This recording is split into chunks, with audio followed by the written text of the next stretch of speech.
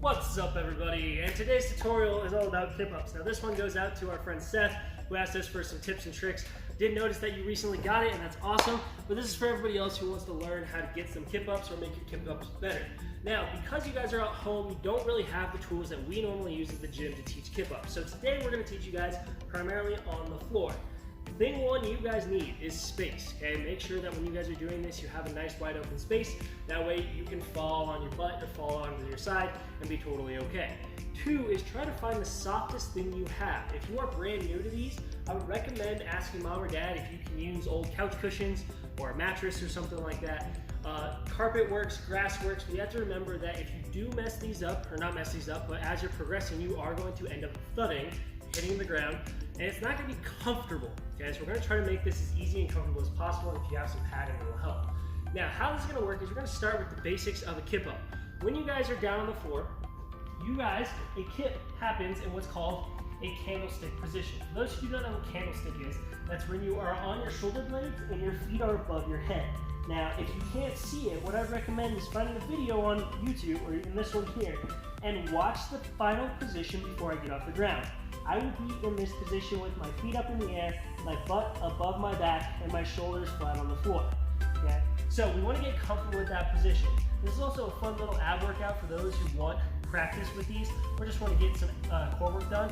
Is when you guys are in this position here, I can't get up. You guys are in this position here, you're going to do what's called a candlestick toe touch. So from this position, my hips are going to stay in one spot, my toes are going to touch the floor, and I'm going to go up. Okay? This is a really important position and mobility exercise that you guys can use to make kip ups easier. Once you guys get comfortable with that, you want to get comfortable with a rock. The reason why we want rocking is because our hands should be on the floor. If our hands on the floor, it takes pressure off our neck. If you guys realize your head is not as heavy as the rest of your body, so if you use your head and your neck to push your body up, eventually it's going to get sore and you might get hurt. So when I'm here, I'm going to start in this sit-up position.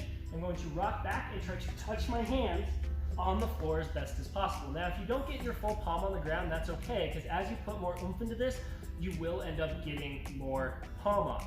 And your hands are only there to help support your neck, okay? You're not necessarily going to push off your hands. Once you're in that position, the next step is getting used to the kip, or the kick part of this. So I'm in this position, I'm going to take my feet once I'm in this candlestick, and I'm going to kick them up towards the ceiling. This is going to get you hot. Now, this is that thud I was talking about. Now, you can skip this step if you're worried about the thud on your back and you'd rather thud on your butt, but if you can figure this out, it'll make life a lot easier. So when I'm here, I'm going to rock back and I'm going to kick up. Okay, you'll notice I hop off the ground, but I do hit the ground. Now remember, don't hold your breath when you do this so we don't knock the wind out of ourselves. Okay, do that a couple of times. Get used to the idea of this pop up and it'll help. Now, if you feel like you're using your neck to pop, then we want to readjust. That way we're using most of our legs and our core. Once you get comfortable with that, you're going to add the last step, and that is a whip. Okay? I also like to call it the rainbow, because what you're going to do is you're going to kick up towards the ceiling, and then you're going to rainbow your feet to the ground as hard as you can. When you do this, you want to keep your core nice and tight. That way your body gets dragged in front of you. Now, you're probably going to end up on your butt the first couple times you do this, and that's okay. Just remember, we want our feet to get as close to where our butt is on the floor so that our chest goes over that fulcrum point.